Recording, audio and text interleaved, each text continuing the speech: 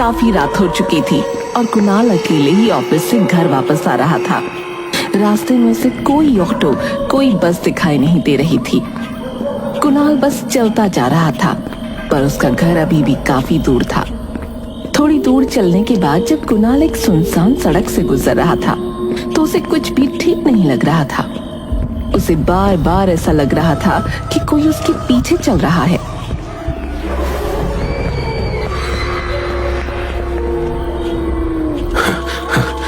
अरे, बार बार मुझे ऐसा क्यों लग रहा है जैसे मेरे पीछे कोई चल रहा हो।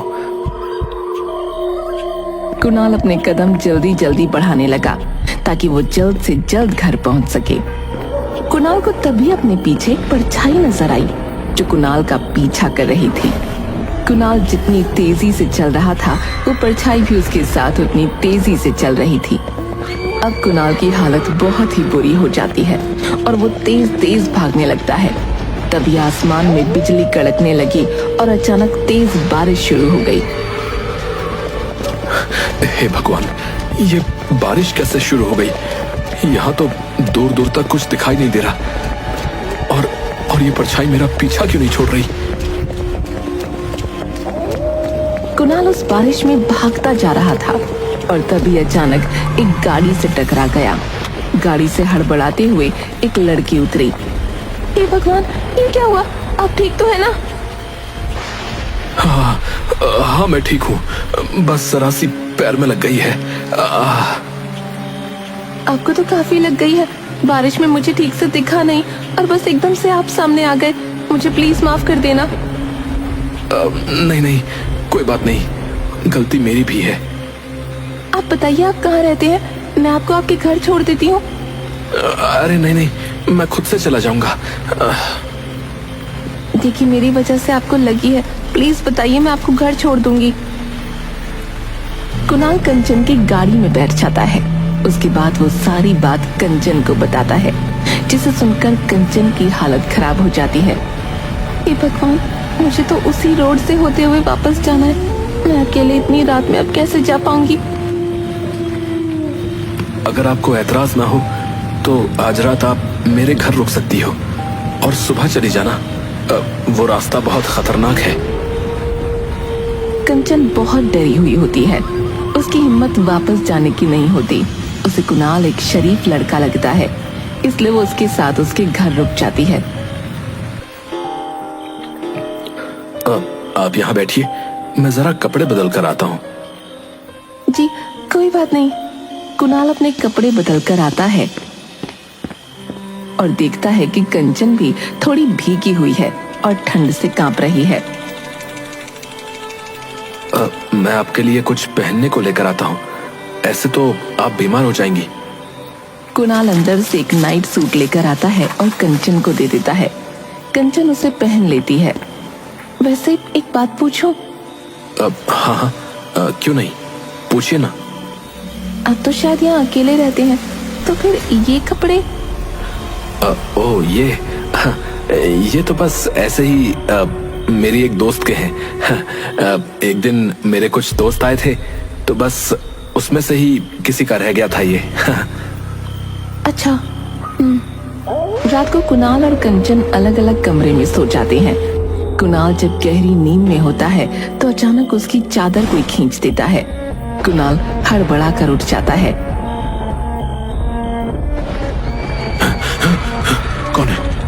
कौन है यहाँ? कौन है? आओ आओ कुणाल। कौन है? सामने आओ, कौन है यहाँ? कुणाल की आवाज सुनकर जल्दी से वहां कंचन भागते हुए आती है और लाइट जला देती है। कुणाल पसीने में लथपथ अपने बिस्तर पर बैठा कांप रहा था। क्या हुआ? आप चिल्ला क्यों रहे थे? वो यहाँ आई थी। वो मुझे बुला रही थी, मेरे नाम से मुझे पुकार रही थी।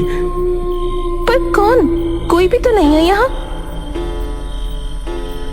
नहीं है वो। तुम जाओ यहाँ से और जाकर सो जाओ। मैं ठीक हूँ, तुम जाओ। कुणाल डरकर वहीं कोने में बैठा रहता है। कंचन के जाने के बाद कुणाल की नजर फर्श पर पड़ती है, जिसे देखकर उसके होश उड़ जाते हैं। फर्श पर उल्टे पैरों के निशान होते हैं। हे भगवान, ये कैसे हो सकता है? नहीं, ये सच नहीं है। ऐसा नहीं हो सकता। मैं ये किसको घर ले आया? मैं अब क्या करूं? जिससे बचकर मैं भाग रहा था, मैं उसे खुद ही अपने घर ले आया। कुणाल जल्दी से अपना फोन ढूंढने लगता है और अपने दोस्त को फोन मिलाता है, पर उसका फोन ही नहीं लगता। उसके बाद वो चुपके से अपने कमरे से निकलता है और घर से बाहर जाने की कोशिश करता है। वो दबे पांव आगे बढ़ ही रहा होता है कि उसकी नजर रसोई में पड़ती है, जहां कंचन कुछ खा रही थी। कुणाल झांक कर देखता है तो उसके होश उड़ जाते हैं। कंचन बिल्ली के बच्चे को खा रही थी। हर तरफ खून फैला था। ये देखकर कुणाल वहीं का वहीं खड़ा रह जाता है और जैसे ही वो अपने पैरों को वहां से हिलाने की कोशिश करता है, तभी कंचन खून से लथपथ मुंह लेकर पीछे मुंडी घुमाती है। आ गए तुम? मैं कब से तुम्हारा इंतजार कर रही थी। देखो ना, मुझे कितनी भूख लग रही थी और खाने को कुछ भी नहीं था।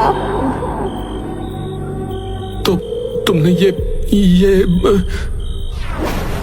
बिल्ली यहाँ बैठकर दूध पी रही थी। मुझे गुस्सा आ गया और मैंने इसे ही पकड़कर खा लिया।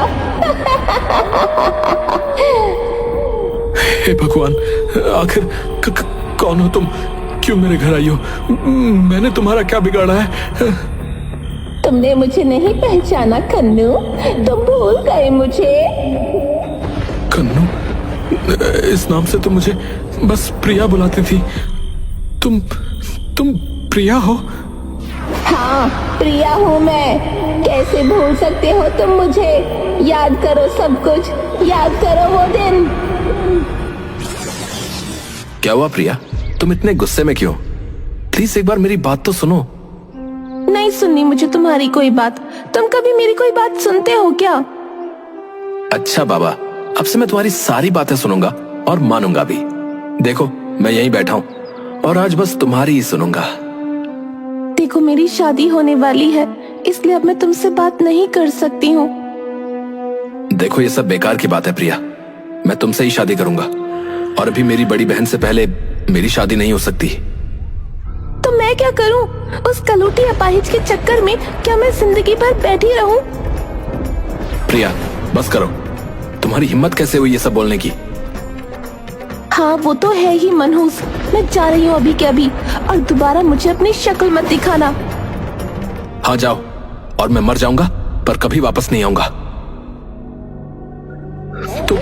तुम तो चली गई थी ना मुझे छोड़कर? हाँ, गई थी और रोड पर बारिश में खड़ी तुम्हारा इंतजार करती रही कि शायद तुम आओगे, पर नहीं, घंटों हो गए तुम नहीं आए। फिर मैंने उसी सड़क पर एक ट्रक के आगे आकर अपनी जान दे दी। क्या कह रही हो तुम? तुम्हारी वजह से मेरी मौत हुई है। मैं तब से उस सड़क पर आत्मा बनकर भटक रही हूँ। अब मैं तुझे नहीं छोड़ूंगी, तुझे भी अब मरना होगा। नहीं। कुणाल वहां से अपनी जान बचाकर भागता है और जैसे ही वो दरवाजे तक पहुंचता है, वैसे ही दरवाजा अपने आप बंद हो जाता है। कुणाल इधर उधर भागने लगता है, पर चारों तरफ से सारे खिड़की दरवाजे बंद हो जाते हैं। कुणाल कहीं से भी बाहर नहीं जा पा रहा होता। उसे समझ नहीं आता कि अब वो करे तो क्या करे। अब मैं तुझे यहाँ से जिंदा नहीं जाने दूंगी। कोई दरवाजा खोलो, कोई खोलो दरवाजा। बचाओ मुझे, प्लीज, कोई मुझे बचाओ। बाहर से कोई दरवाजा नहीं खोलता और कंचन कुणाल की तरफ बढ़ती चली आ रही होती है। कुणाल उसके आगे हाथ जोड़ता है। मुझे छोड़ दो प्रिया, मेरी बात तो सुनो, मुझे छोड़ दो। प्रिया के सर पर खून सवार होता है। वो कुणाल की गर्दन पकड़ने ही वाली होती है कि तभी कुणाल वहां पर रखा फूलदान उसके सर पर दे मारता है। कंचन वहीं गिर जाती है और बेहोश हो जाती है। मुझे जल्दी कुछ करना होगा, पर मैं क्या करूं? कुणाल बाहर भागने का सोचता है, पर फिर अचानक उसका ध्यान कंचन के बैग पर पड़ता है। कुणाल बैग खोलकर उसमें उसका सामान देखने लगता है। उसमें कंचन की एक फोटो मिलती है। उस फोटो में कंचन और प्रिया साथ में खड़े होते हैं। अब ये क्या है? कंचन और प्रिया एक दूसरे को जानते हैं और ये पीछे तो राहुल खड़ा है। हेलो राहुल, मैं कुणाल बोल रहा हूँ। हम सेम कॉलेज में थे, याद है? साथ में फुटबॉल खेलते थे, याद है? अरे कुणाल, कैसे हो? कैसे याद किया इस वक्त? तुम कंचन को कैसे जानते हो? भाई, उस लड़की का नाम मत ले। अरे पर ऐसा क्या हुआ है? भाई प्लीज, मैं अभी फोन रखता हूँ। प्लीज भाई, मुझे तुम्हारी बहुत जरूरत है। एक बार मेरी बात तो सुनो। वो मेरे घर इस वक्त बेहोश पड़ी है। मैं जल्दी तुम्हारे घर आ रहा हूँ, पर उसे तब तक उठने मत देना। इतना सुनकर राहुल फटाफट कुणाल के घर एक बाबा को लेकर पहुंचता है। कहाँ है वो चुड़ैल? अच्छा, अभी तक बेहोश है। सही है। चुड़ैल? हाँ, चुड़ैल है ये, चुड़ैल। बाबा, इसे जल्दी से कब्जे में करो, वरना अगर होश में आ गई तो किसी को नहीं छोड़ेगी। बाबा अपने तंत्र मंत्र से कंचन के चारों तरफ घेरा बना देता है। ये सब क्या हो रहा है? कौन आया है यहाँ? तुमने इसको यहाँ क्यों बुलाया? ताकि इस बार मैं तेरा खेल हमेशा हमेशा के लिए खत्म कर दूं। कुछ नहीं कर पाएगा मेरा। इसको मार दूंगी, मैं मार दूंगी। तुझे जिसको मारना था मार तो दिया, अब इसको क्यों मारना चाहती है? ये सब क्या हो रहा है? तुम अभी शांत रहो, मैं तुमको सब बताऊंगा। ओम ह्रीम क्लीम स्वाहा। ओम ह्रीम क्लीम स्वाहा। मैं तुझे नहीं छोड़ूंगी, समझ गया तू? तू बचेगी तब मेरा कुछ बिगाड़ पाएगी, तू नहीं बचेगी। बाबा सिंदूर निकालकर कंचन के माथे पर मल देता है, जिससे वो बुरी तरह से चिल्लाने लगती है और फिर अचानक गायब हो जाती है। ये सब देख कुणाल के होश उड़ जाते हैं। ये सब क्या हो रहा है मेरे साथ? प्लीज मुझे कुछ बताओ। शायद तुमको पता नहीं है, पर प्रिया कॉलेज में जादू टोना करती थी। क्योंकि तुम प्रिया से प्यार करते थे, इसलिए कोई भी तुमको ये बात बताने से डरता था कि कहीं तुम प्रिया को ना बता दो और फिर वो जाने उसका क्या करेगी।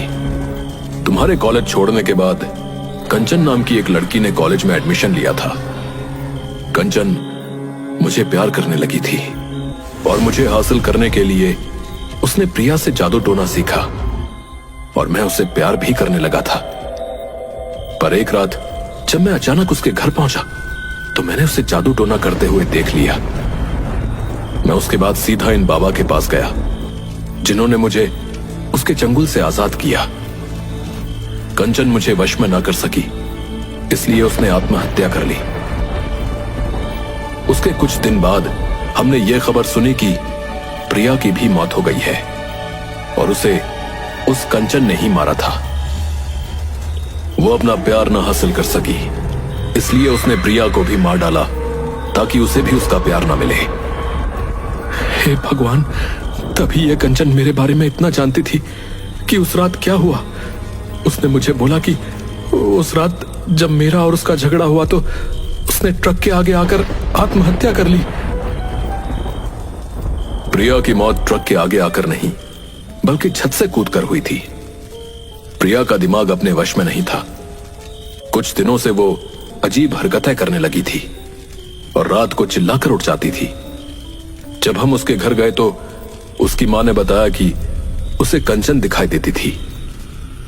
प्रिया की मौत कब हुई थी? 30 जून को। क्यों, क्या हुआ? अरे, प्रिया आखिरी बार मुझसे 1 जुलाई को मिली थी, जब वो मेरे घर आई थी और आते ही बस मुझसे लड़ने लगी। मतलब जो मेरे घर आई थी वो प्रिया थी नहीं। हे भगवान, मतलब वो कंचन ही थी। प्रिया, प्रिया, प्रिया, मुझे माफ कर देना प्रिया। जो हुआ बुरा हुआ, पर तुम उसके लिए क्यों रो रहे हो? पता है, तुम्हारे दिल में जो प्रिया के लिए प्यार था वो सब उस जादू टोने की वजह से था। तभी शायद उसके मरते ही उस जादू टोने का असर भी खत्म हो गया था और तुम्हें उसके जाने से कोई फर्क भी नहीं पड़ा। हाँ, मैंने तो उसे कभी ढूंढा भी नहीं था, बस जाने दिया। कुणाल उस रात प्रिया की सच्चाई को जान चुका था, जिसकी वजह से वो काफी रातों तक सो नहीं पाया। उसके बाद जब भी वो रात को अकेला घर आता, उसे हमेशा डर रहता, पर बाबा का दिया धागा उसके गले में था जो उसकी रक्षा करता था।